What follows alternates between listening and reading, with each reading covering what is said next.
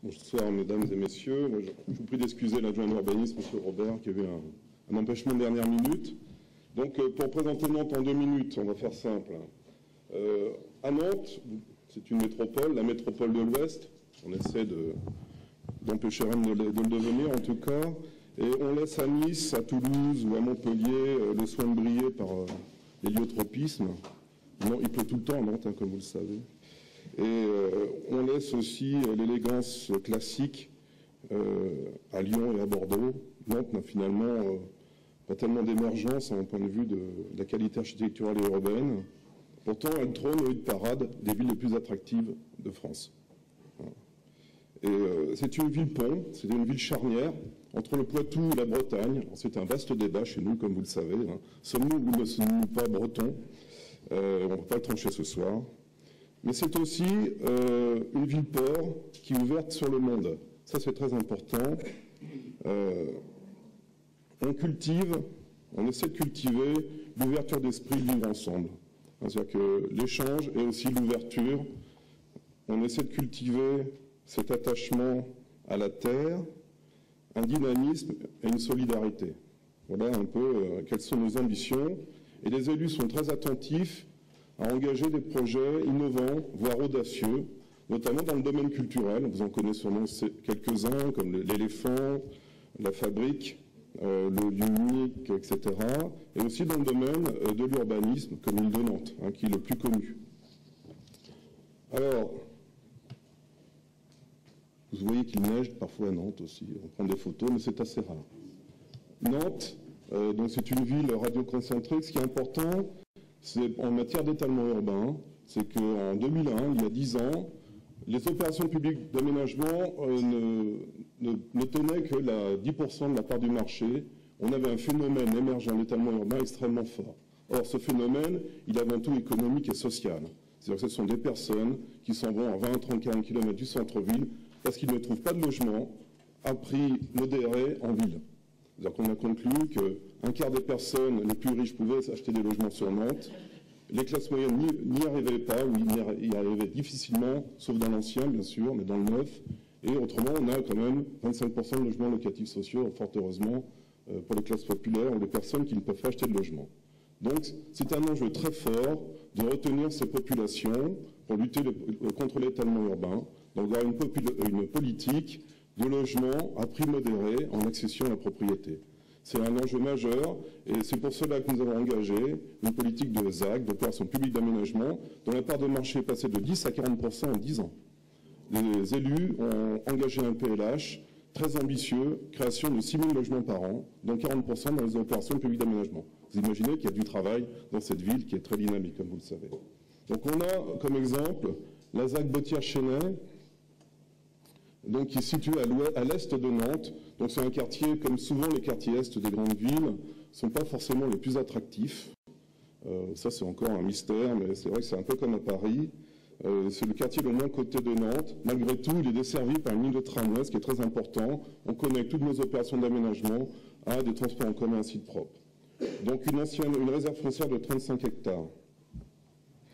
Plutôt qu'un éco-quartier, nous on préfère parler d'un quartier dans une éco-cité que nous considérons à l'échelle de Nantes-Saint-Nazaire, c'est-à-dire entre tous les estuaires de la Loire. On a fondé d'ailleurs un pôle métropolitain à cette échelle-là. Nous sommes donc dans un site qui constitue l'ordinaire de nos villes, c'est-à-dire une certaine hétérogénéité. À gauche, la Bottière, qui est un quartier d'habitat social, et à la Sécherie, des quartiers pavillonnaires, également des quartiers qui sont mixtes, vers la partie basse, et la Collinière, qui est un quartier, enfin un secteur de collèges et de lycées. Vous avez un secteur qui est desservi par 2 voies ferrées, dont une est le tramway à gauche, et une voie radiale qui constitue le pointillé que vous voyez ici. Donc ce qui est important, c'est que c'est un ancien site maraîcher. Et ce qui est important quand on construit nos quartiers, c'est de nous inscrire dans la géographie, dans l'histoire des lieux. Donc on regarde toujours les anciens cadastres, si on peut aller jusqu'à Napoléon, c'est bien. Là on a une photo de 1952 qui montre le passé maraîcher de ce site. Vous savez, Cassegrain, Bonduel, tout ça, c'est Nantes. On a aussi une forte tradition maraîchère. Et c'était une banlieue maraîchère. Et les urbanistes, donc je salue au passage Jean-Pierre Prenat-Descours, éminent urbaniste, et Christophe Delmar, qui est le paysagiste, qui sont très engagés et très pertinents sur ce projet-là, ont conçu un projet qui s'inscrit dans les traces du paysage. Non seulement les tracés s'inscrivent dans le paysage, mais on a aussi gardé le patrimoine, tout ce qu'on pouvait garder comme patrimoine maraîcher, les vieux murs, les citernes, les fermes, etc., les puits, sur le terrain. On a aussi découvert, et ça c'est très important, c'est fondateur, un ancien ruisseau qui était canalisé. Et finalement, vous verrez que c'est un des fondements du projet. Voilà donc le plan de masse de l'opération. Donc, l'ambition majeure sur ce site-là, c'est qu'on est en fait dans un quartier de 40 000 habitants qui n'a aucun centre urbain. Et pour justement retourner à l'étalement urbain, il faut déjà créer des polarités des villes, en ville. Il faut des grumeaux, je dirais, quelque part en ville. Et on n'avait aucune polarité urbaine dans ce grand quartier de 40 000 habitants. Et donc l'objectif, c'est effectivement... Où est le pointeur là? Ah oui, d'accord. C'est de créer... Je ne vois pas. Ah oui, voilà. De créer donc la route de Saint-Luc là. Vous avez un croisement, une voie transversale qui est ici. C'est difficile de côté. Donc de créer un centre urbain. Je vais le mettre ici, sans compromis.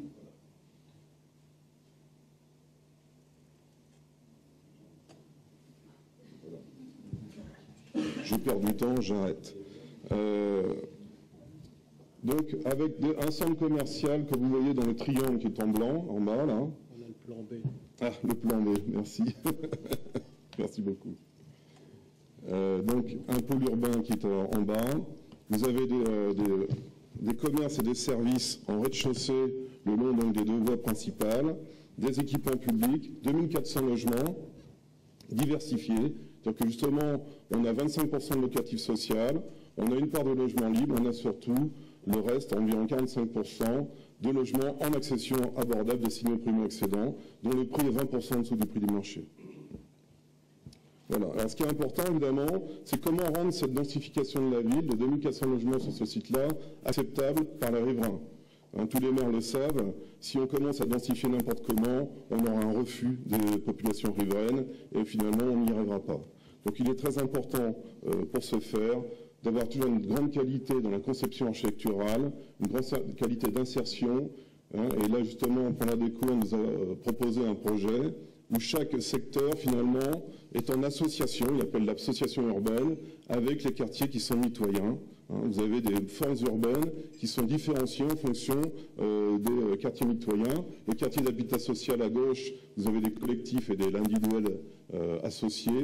À droite, vous avez des quartiers d'habitat intermédiaire en R+1 et R+2 et un parc habité sur la partie basse, sur la partie sud, en connexion avec le site de la Collinière et du lycée.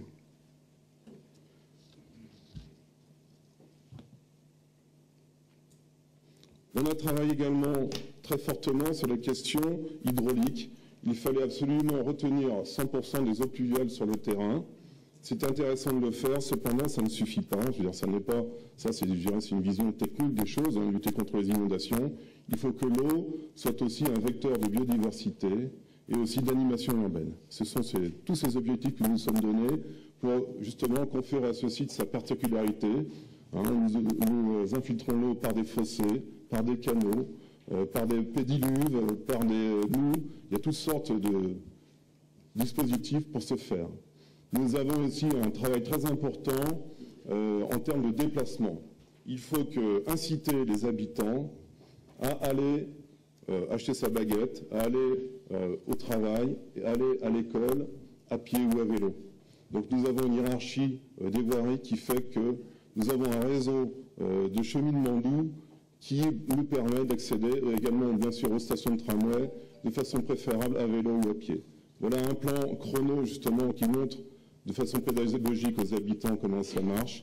Et voilà comment on construit un îlot sans voiture de 2 hectares, 160 logements sur 2 hectares, avec du collectif de l'habitat intermédiaire, de l'habitat individuel, mixité à l'îlot, et un jardin public de 2000 m², et l'ambiance des Venelles, la vie qui s'installe, la médiathèque comme une main ouverte sur le quartier, le premier monument, le premier bâtiment inscrit sur le quartier, et ensuite tout justement ce ruisseau avec des éléments bien sûr pour améliorer la qualité de l'eau, par phytoépuration, décantage et des seuils d'oxygénation, une gestion différenciée des espaces publics, des enclos de biodiversité, et les enfants, ça c'est la meilleure récompense, les enfants qui se baignent l'été dans le ruisseau, c'est formidable pour nous ça.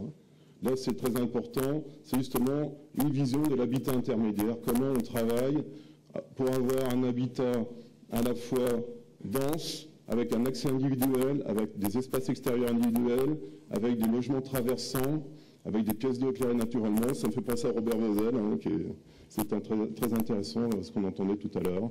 Des jardins partagés pour les gens du quartier et la périphérie. Pardon. Une place, ça c'est ce qu'on ne veut pas, c'est-à-dire c'est une belle place, mais elle est vide. Et là, c'est le marché du soir qui vient de s'installer. Et nous sommes très heureux justement de cette appropriation par les habitants. Voilà.